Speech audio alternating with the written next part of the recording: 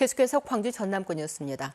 더불어민주당 송영길 대표가 광주 철거 건물 붕괴 사고와 관련해서 버스 기사가 엑셀만 더 밟았어도 살릴 수 있었다고 말해 논란이 되고 있습니다. 송 대표는 뒤늦게 발언 취지와 다르게 전해졌다며 해명했지만 야당은 물론 지역 시민사회에서도 비난이 쏟아지고 있습니다. 보도에 유승용 기자입니다. 논란이 되고 있는 민주당 송영길 대표의 발언은 광주 철거 건물 붕괴 사고 대책을 위한 당정협의회의 모두 발언에서 나왔습니다. 송 대표는 버스 정류장 앞에서 건물을 해체하는 작업은 위험해 보일 수밖에 없고 이에 대한 민원도 있었지만 현장 확인도 이루어지지 않았다고 지적했습니다. 그러면서 버스 운전자를 언급하는 문제의 발언을 이어갔습니다. 버스 정류장만 아니었다 할지라도 운전사의 본능적인 감각으로 뭐가 무너지면 엑셀레이터만 조금 밟았어도 사실 살아날 수 있는 그런 상황인데 하필 버스 정류장 앞에 이런 공사 현장이 돼 있으니. 이 발언이 알려지자 국민의힘 수석 대변인은 구두 논평을 통해 참사 피해자들의 가슴에 대목을 박는 2차 가해나 다름없는 망언이라고 비판했습니다. 지역 시민사회도 격앙된 반응을 보였습니다. 이로는 못할망정 이 책임을 피해자인 버스 기사님에게 돌리는 듯한 망언은 우리 강주 시내버스 노동자들은 분노를 감출 수 없습니다. 이번 사고를 통해서 광주가 느끼고 있을 슬픔을 생각해 보면 도대체 이런 말이 나올 수 있는지 납득이 되지 않습니다, 사실은. 논란이 커지자 송영길 대표는 건물 해체 작업 앞에 있는 버스 정류장을 방치한 걸 질책한 이야기라고 해명했습니다. 이 사고가 커졌던 게 버스 정류장 때문에 버스 기사님이 불가피하게 거기서 서행을 하고 정차를 하려고 하는 순간에 이게 이 건물이 붕괴돼 가지고 피해가 커진 거 아니었겠느냐. 송 대표가 해명은 했지만 논란은 쉽게 가라앉지 않을 것으로 보입니다. KBS 뉴스 유승용입니다. 17명이 숨지거나 다친 광주 철거 건물 붕괴 사고와 관련해서 철거업체 2곳에 관계자 2명이 구속됐습니다. 광주지방법원 김종근 영장전담 부장판사는 철거업체 백솔 대표인 조모 씨와 또 다른 철거업체 한솔기업의 현장관리자 강모 씨에 대해 도주의 우려가 있다며 구속영장을 발부했다고 밝혔습니다. 이들은 지난 9일 광주 학동의 재개발구역 건물 철거 공사 현장에서 안전관리를 소홀히 해 붕괴 사고를 일으킨 업무상 과실치사상 혐의를 받고 있습니다.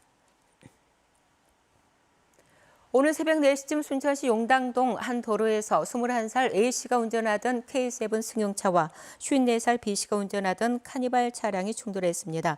이 사고로 K7 승용차에 타고 있던 동승자 5명 가운데 20대 남녀 4명이 숨지고 다른 동승자 1명과 운전자 A씨가 다쳤습니다.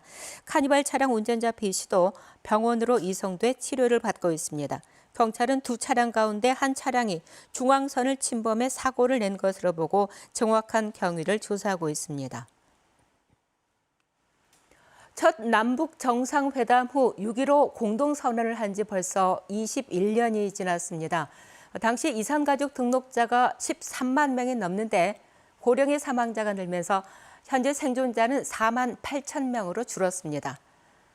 멈출 수 없는 그리움의 시간만 속절없이 흘러가고 있는데요. 이산 가족들의 영상 편지와 사연 함께 보시죠.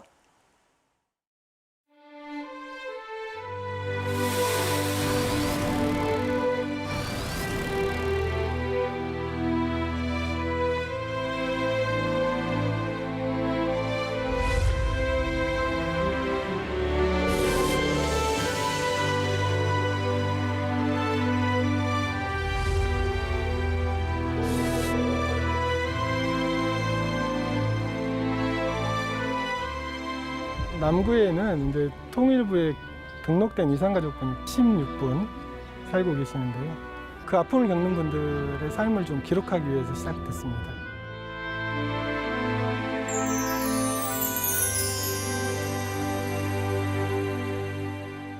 한경남도 북천군 양하면에서 온 박영숙입니다.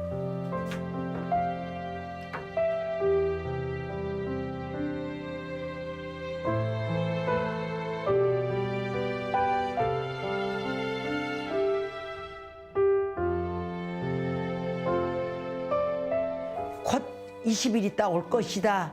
그래서 걱정 말고 갔다가 오너라. 그렇게 돼서 헤어진 거예요. 20일이 70년이 됐어요. 딸 하나라고 또 어떡하든지 이쁜 옷 입히려고 추석 설에 색동옷 입혀서 또 내가 타양에 가서 학교 다닐 때는 어떡하든지 더 잘 먹이려고 반찬해서 자꾸 보내고 아주 나쁘이 모르는 엄마만 기억돼요. 나 하나만 아는 엄마. 어머님의 손을 놓고 그 노래를 한창 많이 불렀어 내가. 어머님의 손을 놓고 그래서 고향 노래를 부른다면 달려간다 달려가.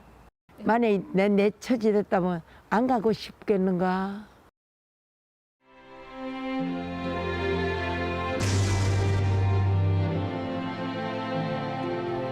1965년 3월 달에 왔습니다. 울릉도 앞바다에서 배 타고 오다가 체포돼가지고 대한묵탕으로 이제 와서 재판도 받고 감옥 생활도 하고 그랬죠.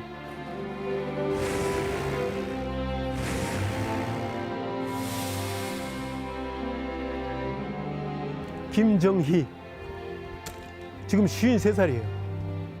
그러니까 아빠 가지마 하고 안기던 그게 지금도 생생해요. 그래서 저를 많이 닮았는데 노는 거 보면 꼭 저를 닮았거든요. 제가 전향하기 때문에 혹시 북한에 있는 가족들이 피해가 있지 않겠느냐 그런 근심도 해봤어요. 근데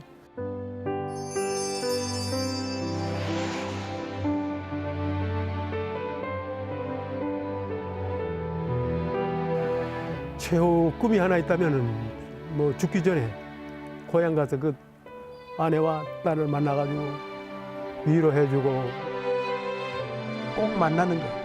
만나서 그들 생사를 아는 것 그게 참 제일 중요한 것 같아요.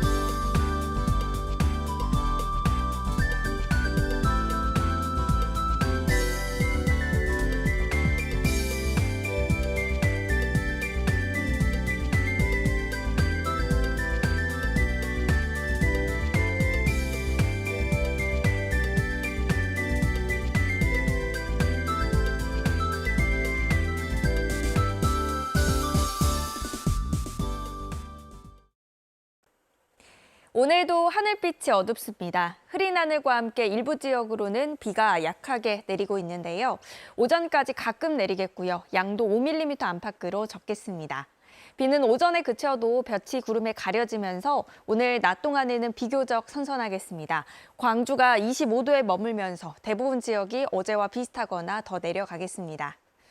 오늘까지는 흐린 하늘이 펼쳐지지만 내일부터는 다시 맑고 더워지겠습니다. 주말 동안에 한낮 기온이 30도 안팎까지 올라 초여름 더위가 예상됩니다. 다음은 자세한 지역별 날씨입니다. 현재 기온 대부분 지역이 어제보다 높고요. 한낮 기온 나주가 26도, 한평 25도로 대부분 지역이 25도 안팎에 머물겠습니다. 여수의 낮 최고 기온 24도, 순천 27도로 어제보다 낮겠습니다. 목포 24도, 해남과 완도, 진도 25도에 머물겠고요.